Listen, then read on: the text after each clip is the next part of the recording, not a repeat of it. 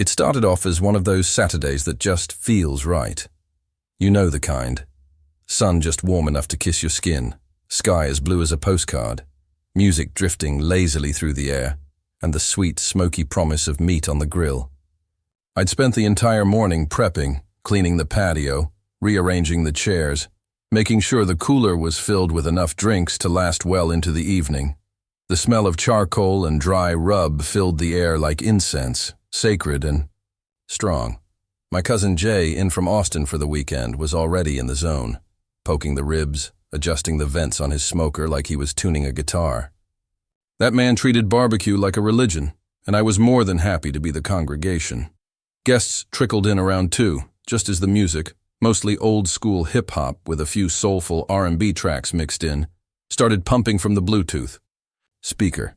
The vibe was perfect, red solo cups in hands, laughter bouncing between neighbors, and the unmistakable pop hiss of cold beer cans cracking open. People brought side dishes, folding chairs, even a card table for dominoes.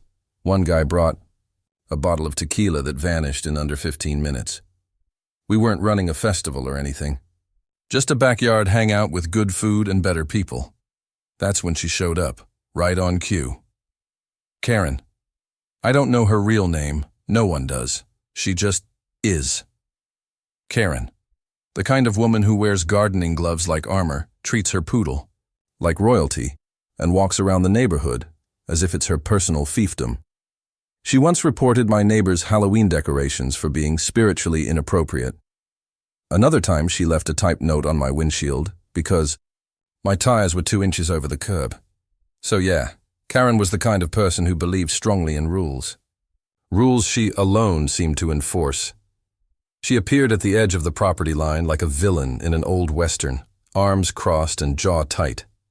She was already judging me, my house, my music, my guests, probably even my ribs. I made the mistake of waving at her, just a friendly, neighborly wave. But instead of waving back, she narrowed her eyes like she'd spotted a criminal. "Is that music above 60 decibels?" she called out. Not high, not smells great. No, her opening move was full enforcement mode. I tried to keep the mood light. "Not sure," I called back. "You want to come check it with a meter?" A few folks chuckled. Not Karen. Her mouth tightened even more and she gave a little sniff, like something smelled off. I turned away, pretending I didn't see her pull out her phone. I should have known what was coming. 15 minutes later, just as Jay started basting the ribs with his famous bourbon glaze, the flashing red and blue lights of a police cruiser danced across my front lawn. Then another set pulled up behind it. I froze with a bottle of soda in my hand, halfway through pouring someone a drink. Conversation stopped. Music cut out mid-beat. A silence spread, thick and awkward.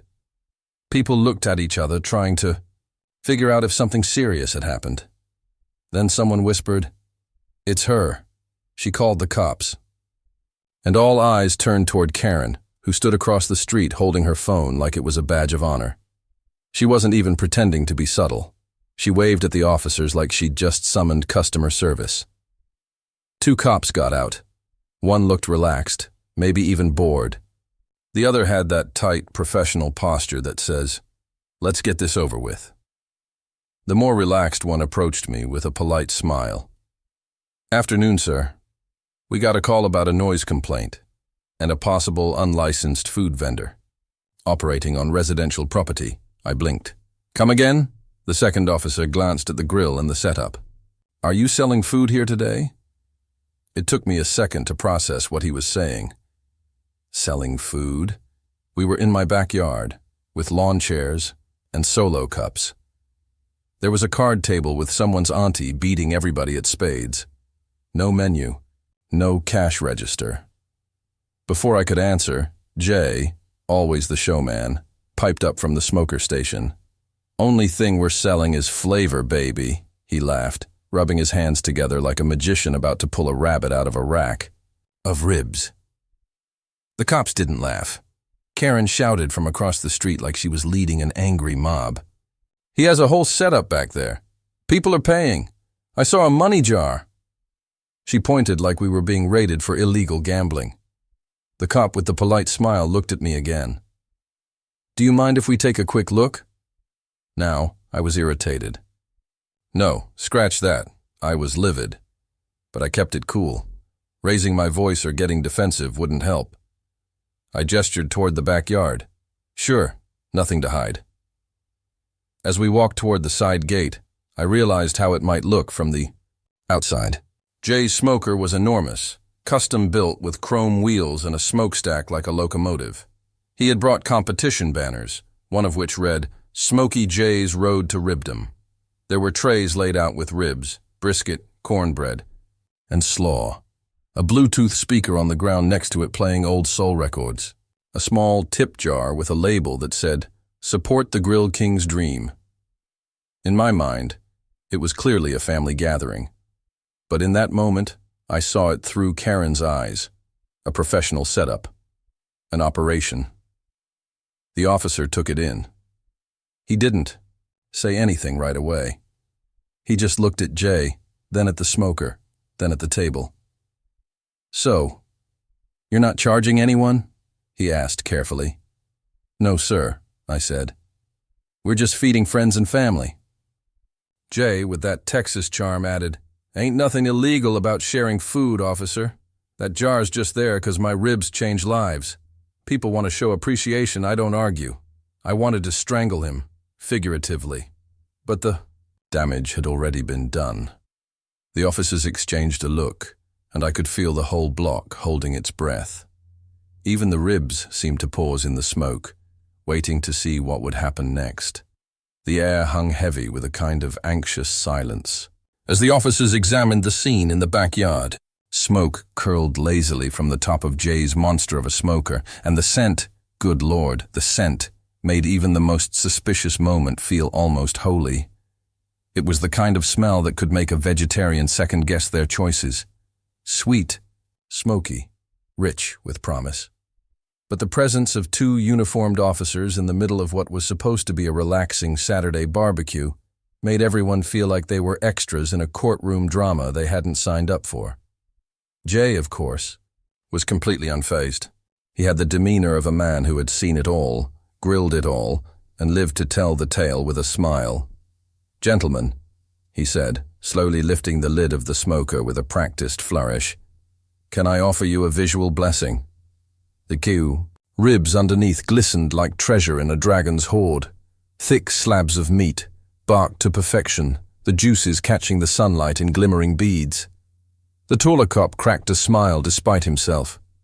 The other, more rigid one, gave a slight nod but kept his hands on his belt, like he wasn't sure if Jay was about to hand him a rib or a reason to write a citation. "So, what's the setup here?" the officer asked. Because from out front, "This looks commercial, like a pop-up restaurant." I took a breath and tried to keep my tone level.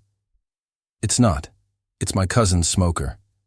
He's visiting from Texas. He competes in BBQ competitions. Real ones. He brought the gear because, well," I motioned toward the grill, "because he's serious about this stuff." That's it. The officer glanced at the donation. Jar again. It sat innocently on a fold-out table, just a little glass jar with a handwritten label. "Support the Grill King's Dream." Inside, maybe $20. A few wrinkled bills, some loose change. Nothing that screamed criminal. "Enterprise." "People started dropping tips when they tasted his ribs," I added. "We didn't ask. They insisted." Jay chuckled. "They were practically begging, officer. I told one guy I'd give him a free rib and he still put $5 in that jar. Said it was a spiritual experience." The officers looked at each other again. I could tell the friendlier one was leaning toward letting it slide, maybe even tempted to grab a plate himself. But the other one, Officer Buzzkill, as I started calling him in my head, wasn't quite convinced. Karen, who had now migrated, halfway across the lawn, clearly couldn't hold back anymore. "Officers, are you going to do something about this or not? This is a violation of several codes, food permits, noise ordinances, health concerns. What if someone gets sick?" She was full Karen now, not even trying to mask the satisfaction in her voice. She practically vibrated with righteous fury, arms flailing like she was conducting an invisible choir of municipal bylaws. One of the guests whispered, "She probably rehearsed this in the mirror," and someone else stifled a laugh. The taller officer turned to her. "Ma'am, we're evaluating the situation. Please stay on the sidewalk." "I live here," she barked. "I don't have to stay on the sidewalk when there's illegal activity happening in my neighborhood." She actually stomped her foot. Jay leaned over and whispered to me, "She's about 2 seconds away from calling the health department and the fire marshal." At the same time, the officer walked over to the jar and picked it up, peering at the label. He pulled out one of the bills and studied it like it might reveal a secret code. "This isn't a payment system?" he asked again, mostly to clarify. "No, sir," I said. "People eat for free. Some drop cash in the jar, most don't. We're not selling anything. Jay's not even from here. We didn't advertise, we didn't invite the public, and no money has been exchanged for a plate of food. That jar's about as official as a lemonade stand." Karen let out a loud, dramatic sigh. "So, anyone can just start cooking food and taking money from people now? Without health inspections? Without city permits? What if someone gets salmonella?" Jay raised his eyebrows and grinned. "Karen, I've been cooking longer than... Your HOA's been writing newsletters. If anyone gets sick, it'll be from your attitude, not my ribs." The friendlier cop couldn't hide the laugh that burst out of him, and even the serious one cracked a smirk. I could tell that moment shifted things. The tension didn't dissolve, but it loosened, like someone had opened a window and let fresh air into the room. "All right," the first cop said. "Let me be clear. You're not operating a business?" "Nope," I said. "No menu, no prices, no required payment. Nothing like that."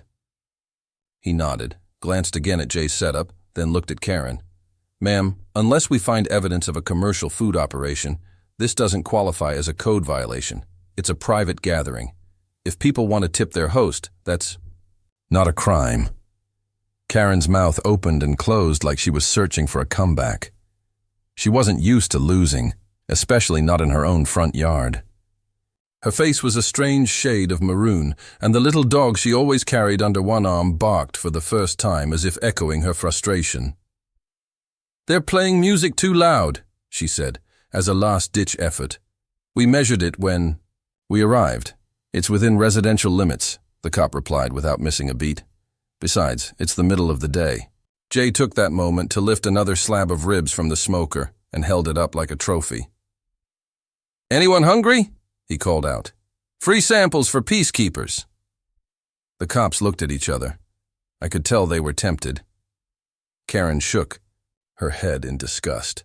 "This isn't over," she muttered, spinning on her heel and storming back across the lawn like she was about to draft a letter to the mayor. Jay chuckled and turned to me. "Think she's allergic to flavor?" I laughed. A genuine belly laugh that I'd been holding in since the police arrived. The crowd slowly returned to normal. The conversation picked up again, and someone turned the music back on. This time a little louder, just for the principle of it. The cop lingered for a moment longer. "You've got skills," he said too. Jay gave him a grin. "Stick around a little longer and I'll change your life with a rib." The officer held up his hands. "I might just take you up on that." Then they both left, squad cars pulling away like nothing had happened. But we all knew something had. Karen called the cops on a backyard barbecue, thinking she was going to shut us down. Instead, she got served, metaphorically and literally. Once the cops had walked the yard and decided not to shut us down, the atmosphere tried to bounce back, but you could still feel a tension in the air, like the ghost of a confrontation still lingered between the ribs and folding chairs. People were talking again, but it was cautious at first. Smiles a bit tight, laughs a little forced. Jay, however, didn't miss a beat. He slapped another thick rack of ribs onto the smoker with a sizzling hiss and started whistling along to the music, acting like Karen's little drama hadn't even grazed him. But the truth was, her stunt had left a mark. Everyone kept glancing toward the street like she might come back wielding a citation pad and a megaphone. And honestly, the whole thing did look too official. That's what kept looping in my mind. From a neighborhood barbecue to something that looked like a Food Network shoot in less than an hour. Jay's smoker was massive, 8 feet long with chrome trim, custom logos carved into the side that read Smokey Jay's BBQ Church, and 2 thermometers embedded in the steel lid. It had been shipped up from Texas in a trailer just a few days before, and Jay brought it under the excuse of, "I can't go a weekend without the pit." I thought he was joking. He wasn't. Add to that the fact that Jay had unpacked banners from a recent competition, big, colorful vinyl ones he draped over the fence and cooler-like decorations. They said things like, Grand Champion, Lone Star Smoke-Off 2024, and First Place Ribs, Texas Fire Pit League. He even had a little stand-up chalkboard sign nearby that read, Today's spread, ribs, brisket, chicken, don't just eat, testify, and the jar. That cursed little jar sat right at the edge of the table, half full with folded bills and coins that glinted in the sun like proof of guilt. We didn't ask anyone for a dime, but people were insisting. One lady dropped in at $10 and said, I'd pay double for that brisket anywhere else. Another guy slapped in at $20 and said, if this is illegal, lock me up. But the fact remained. The setup looked like a side hustle. And all it took was one more person like Karen, another rule-worshipping neighborhood crusader, to take the situation too far. I was still thinking about it when Karen strutted back across the street like she hadn't just been publicly dismissed by the police. She stood at her property line again, phone out, filming. This time, she didn't bother hiding it. She panned slowly across the backyard, capturing every guest, every plate, every fold in Jay's competition banner.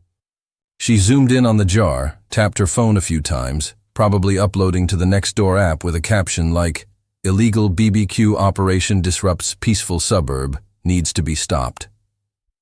I was about to walk over and ask her, politely at first, to knock it off when one of the cops suddenly paused and turned back. The taller one, the more relaxed one. He squinted toward the smoker, then back at Jay, his head tilting slightly, as if something was clicking into place. Hold up, he said. I know you.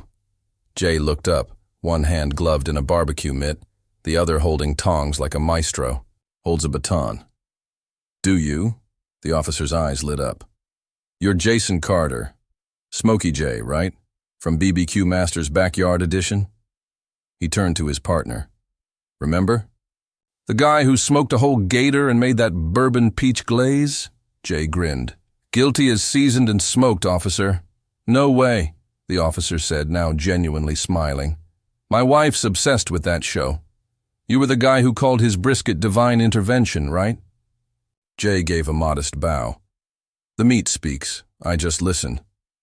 Everyone within earshot started murmuring. A few guests who hadn't realized who Jay was suddenly perked up like they'd just met a celebrity. Someone whispered, Wait, is he famous? And another responded, I knew. I recognize that smoker. Even the serious cop cracked a smile now, the rigid stance loosening. Man, my cousin still talks about your smoked deviled eggs. Karen must have heard it too, because she stormed back across the lawn again, huffing like a malfunctioning steam engine. So what? He was on TV? That doesn't make this legal. Her voice was louder now, more desperate. You said yourself it looks like a business. He's collecting money. The friendly officer turned to her and said calmly, Ma'am, the man's not operating a food truck. He's not charging anyone. We've been through this. It's a private event in a private yard. If someone wants to tip a pitmaster for ribs that could win medals, that's not illegal. But it should be, she snapped. What's the point of rules if people like him can get away with making people happy? Jay interrupted, raising an eyebrow. Spreading joy through barbecue, feeding the community without asking for anything back? Karen was about to explode. Her jaw clenched so hard it looked like she might crack a molar. You're encouraging this, she hissed at the cops. "You're letting him, what, influence you because he's been on TV?" The officer shrugged. "Honestly, I wouldn't care if he was some guy with a George Foreman. This isn't a police matter. It's barbecue, ma'am." People clapped. Actually clapped. Someone even shouted, "Let the man smoke in peace." Jay gave a little bow, and a few more people dropped bills into the jar, now clearly a symbol of rebellion as much as appreciation. Karen, visibly defeated, whipped her phone back up to her face and began ranting into it for a video, something about calling city officials and organizing a neighborhood standards committee.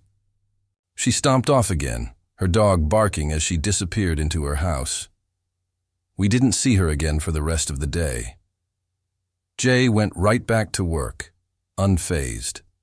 The crowd gathered tighter around him now, drawn in like pilgrims to a shrine. He handed out rib samples with the precision of a priest giving communion.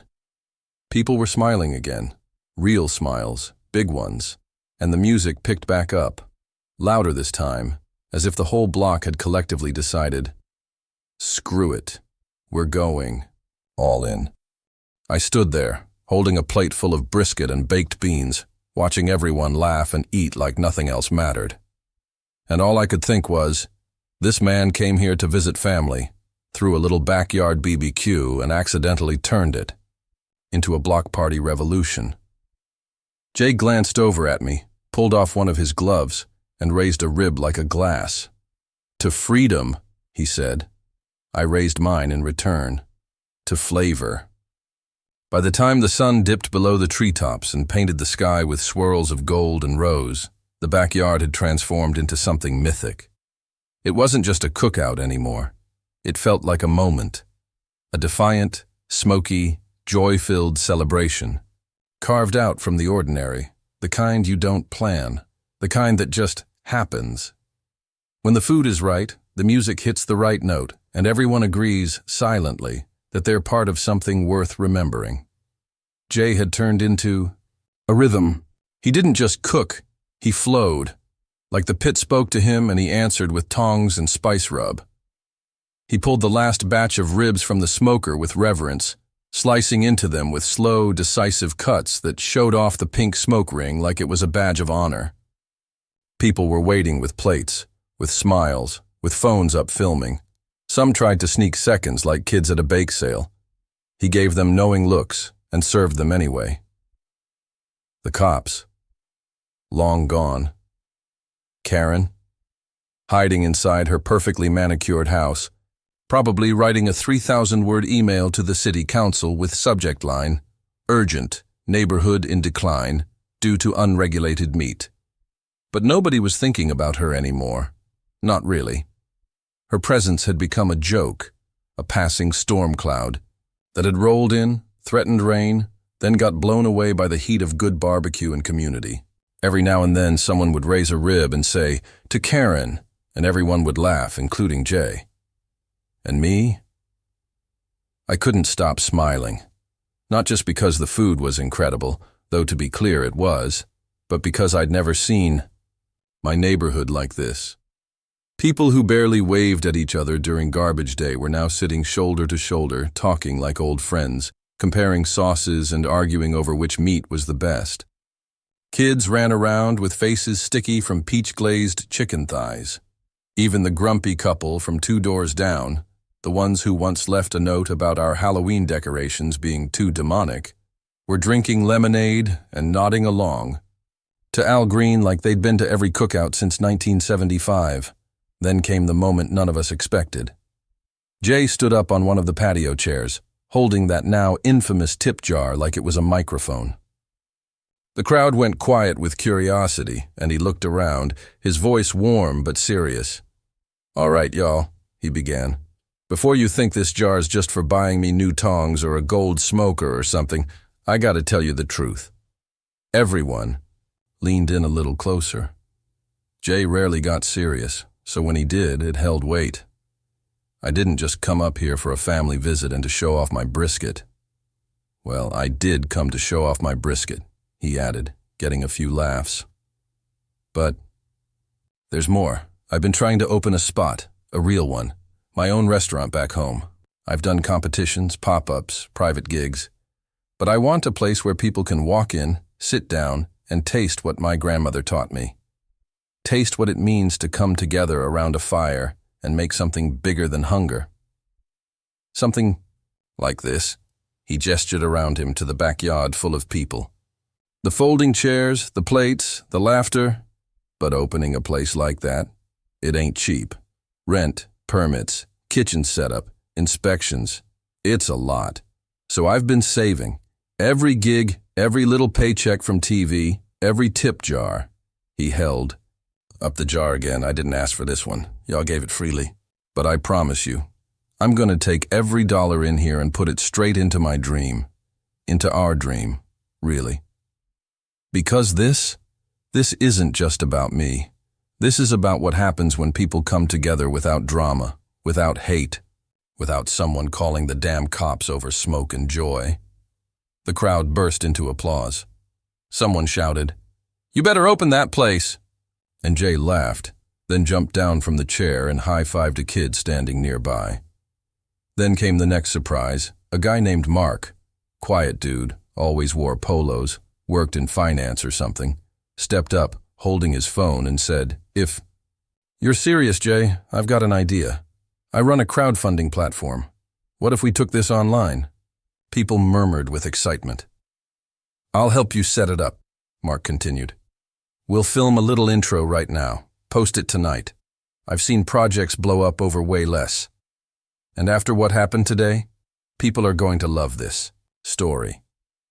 Karen called the cops on my BBQ. Guess who was cooking without a permit?" That headline alone could raise 10 grand. Someone laughed so hard they nearly dropped their plate. But Jay? He looked like someone had just handed him the keys to his dream. "You serious?" he asked. Mark nodded. "Let's do it." Jay looked at me, then at the crowd, then clapped his hands once. "All right then, let's tell the story. Let's make it happen." They filmed the intro right there in the golden light of dusk.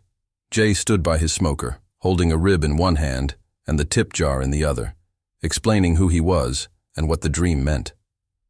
Mark asked him a few questions off camera, and Jay answered like a pro, honest, funny, real. The final line he delivered was perfect. Off the cuff, but it hit like a sermon. They called the cops, but we called the community. And guess who showed up hungry? Cut. Perfect. That night, after the last slab had been served and the coals were cooling, people lingered. Nobody wanted to leave.